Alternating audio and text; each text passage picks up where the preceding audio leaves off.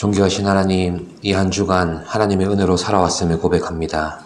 겸손히 주를 향해 예배하게 하시고 들려주시는 말씀을 붙잡고 기도하는 시간 되게 하여 주시옵소서. 예수님의 이름으로 기도드립니다. 아멘. 찬송가 384장입니다. 나의 갈 길 다가도록 예수 인도하시니 내 주 안에 있는 그 길 어찌 의심하리요. 믿음으로 사는 자는 하늘 위로 받겠네. 무슨 일을 만나든지 만사형통하리라. 무슨 일을 만나든지 만사형통하리라. 나의 갈 길 다가도록 예수 인도하시니 어려운 일 당할 때도 족하는 내 주시네. 나는 심히 고단하고 영혼 매우 가라나. 나의 앞에 반석에서 샘물 나게 하시네. 나의 앞에 반석에서 샘물 나게 하시네. 나의 갈 길 다가도록 예수 인도하시니 그의 사랑 어찌 큰지 말로 알 수 없도다. 성령 감화 받은 영혼 하늘 날아갈 때에 영영 부를 나의 찬송 예수 인도하셨네. 영영 부를 나의 찬송 예수 인도하셨네. 아멘. 이 시간 우리에게 주시는 말씀은 시편 29편 4절부터 12절까지의 말씀입니다. 교독하시겠습니다.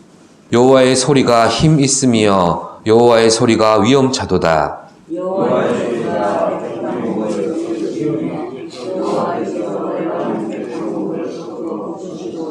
그 나무를 송아지같이 뛰게 하시며 레바논과 시련으로 들송아지같이 뛰게 하시도다. 여호와의 소리가 광야를 진동하시며 여호와께서 가데스 광야를 진동시키시도다.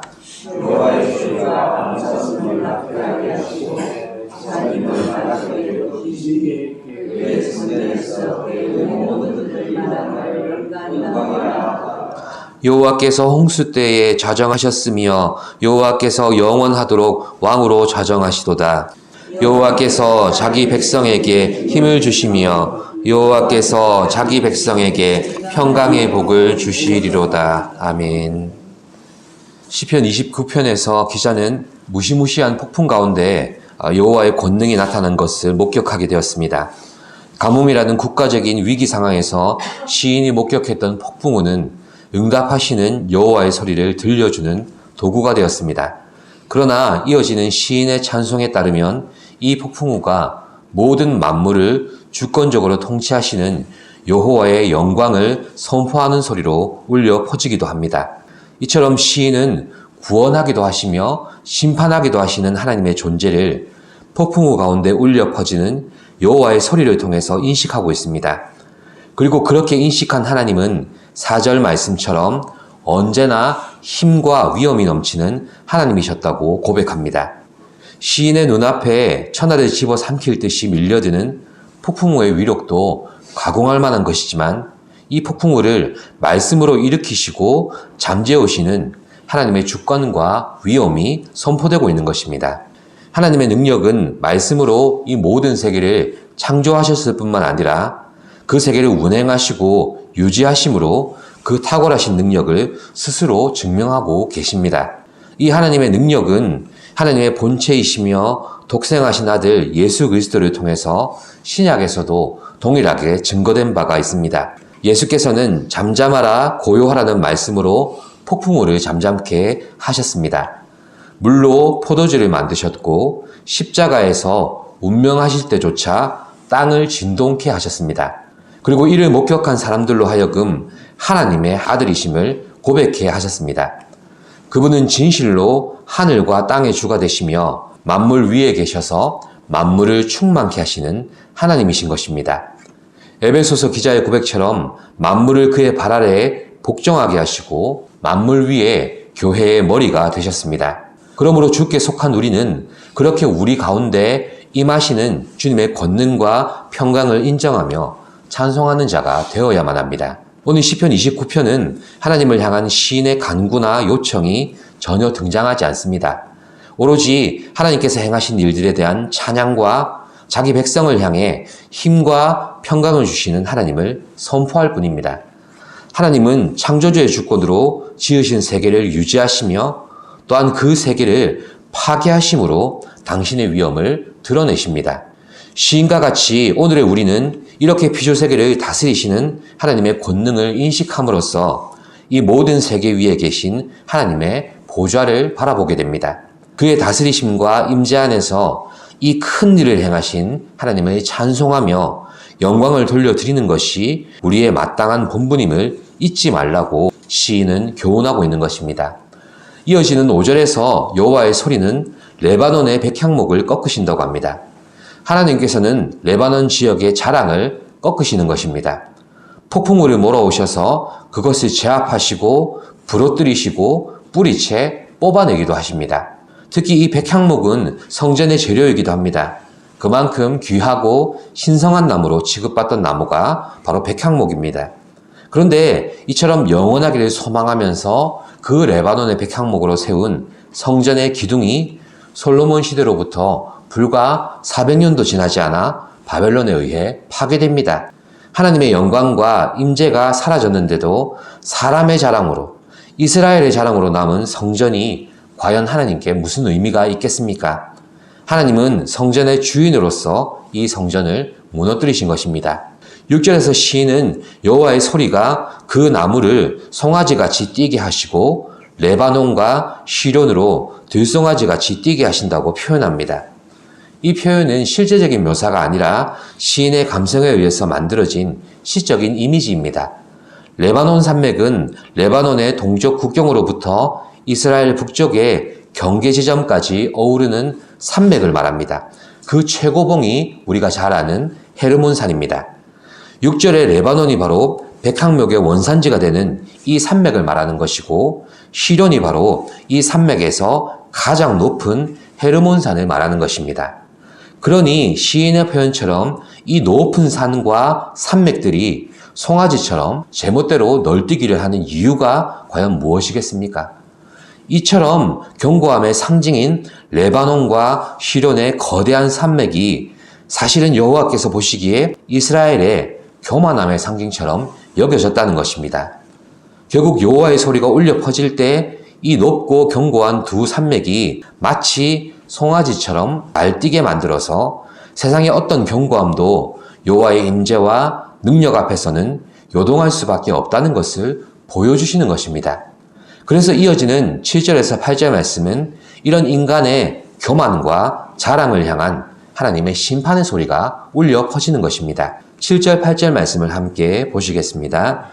여호와의 소리가 화염을 가르시도다. 여호와의 소리가 광야를 진동하시며 여호와께서 가데스 광야를 진동시키시도다. 아멘. 이제 여호와의 소리는 화염을 가르며 울려 퍼집니다. 이 표현도 하늘에서부터 갈라지면서 내려 꽂히는 번개의 모양을 두고 시적으로 표현한 것입니다. 비가 쏟아지기 전에 마른 하늘에서 번개가 내리치면 말라 비틀어진 풀들은 마치 건불처럼 불타오르고 금방 태워져서 흩날려 버립니다. 이처럼 주권자이신 하나님의 심판의 불이 인간의 자랑도 태우고 인간의 교만도 태우셔서 광활한 광야를 가득 채우고 진동하게 하신다고 말씀합니다. 결국 하나님의 위엄과 주권이 폭풍으로 또 뇌성으로 번개와 같이 불가항력적인 자연의 메시지로 선포될 때 어떤 일들이 우리 가운데 일어난다고 말씀하고 있습니까? 9절 말씀인데요. 같이 보시겠습니다. 여호와의 소리가 암사슴을 낙태하게 하시고 살림을 말갛게 벗기시니 그의 성전에서 그의 모든 것들이 말하기를 영광이라 하도다. 아멘. 하나님의 소리로 인해서 암사슴들이 산통을 느끼게 하고 결국 새끼를 조산하게 된다고 합니다. 여호와의 권능 앞에 드러나는 것은 바로 연약한 피조물 본연의 모습입니다.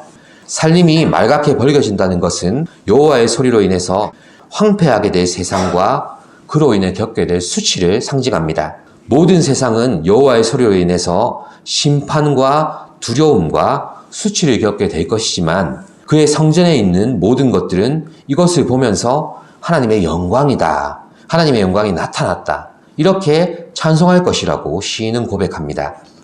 주의 성전에 있는 하나님의 백성들은 온 땅을 향해 이처럼 울려 퍼지는 여호와의 소리를 제대로 들려주는 역할을 하는 것입니다.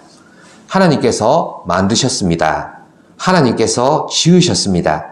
하나님께서 운행하십니다. 하나님께서 보존하십니다. 하나님께서 책임지십니다. 이렇게 울려 퍼지는 하나님의 소리를 세상을 향해 증언하는 것이 바로 하나님을 향한 영광이요 하나님을 찬송하는 일이 되는 것입니다. 이어지는 10절 말씀처럼 홍수 시대로부터 모든 시대에 이르도록 하나님께서 영원토록 왕으로 자정하셔서 이 일들을 주관하신다고 시인은 확신하고 있습니다. 자, 이제 어떤 말을 더할 수가 있겠습니까? 하나님만이 자기 백성의 필요를 아시고 오직 하나님만이 그의 주권과 위엄으로 우리에게 힘이 되어 주시고 평안을 공급해 주시는 것입니다. 우리는 시인의 고백처럼 하나님의 소리를 우리의 신앙과 인생을 통해 세상에 번역해 주는 자가 되어야 합니다. 두려워하지 말라고 우리의 왕이 되시며 주 되시는 하나님이 다스려 주실 것이라고 고백하며 전하며 간증하는 성도가 되시기를 소망합니다. 우리가 하나님께 돌려드릴 영광과 찬송이 바로 이런 것들이 되기를 바랍니다. 11절 말씀을 함께 고백하면서 마치겠습니다. 여호와께서 자기 백성에게 힘을 주시며 여호와께서 자기 백성에게 평강의 복을 주시리로다. 아멘. 기도하겠습니다. 살아계신 하나님 감사합니다. 우리에게 선포하시는 여호와의 소리를 들으면서 세상은 두려워하고 세상은 그것을 하나님의 심판의 소리로 알지만 우리는 하나님께서 구원하시고 하나님께서 책임지시는 하나님의 음성임을 듣게 하시니 감사합니다. 그 여호와의 소리가 지금도 말씀을 통해 그리고 하나님께서 주시는 이 자연의 이치를 통해 우리에게 선포되고 있음을 듣는 성도가 되게 하여 주시옵소서. 또한 그곳으로만 끝나는 성도가 되지 않게 하시고 세상을 향해 선포하고 세상이 들을 수 있도록 번역해주는 그런 복된 성도의 삶을 살아가게 하여 주시옵소서. 감사드리며 예수님의 이름으로 기도드립니다. 아멘. 하늘에 계신 우리 아버지, 아버지의 이름을 거룩하게 하시며 아버지의 나라가 오게 하시며 아버지의 뜻이 하늘에서와 같이 땅에서도 이루어지게 하소서. 오늘 우리에게 일용할 양식을 주시고 우리가 우리에게 잘못한 사람을 용서하여 준 것 같이 우리 죄를 용서하여 주시고 우리를 시험에 빠지지 않게 하시고 악에서 구하소서. 나라와 권능과 영광이 영원히 아버지의 것입니다. 아멘.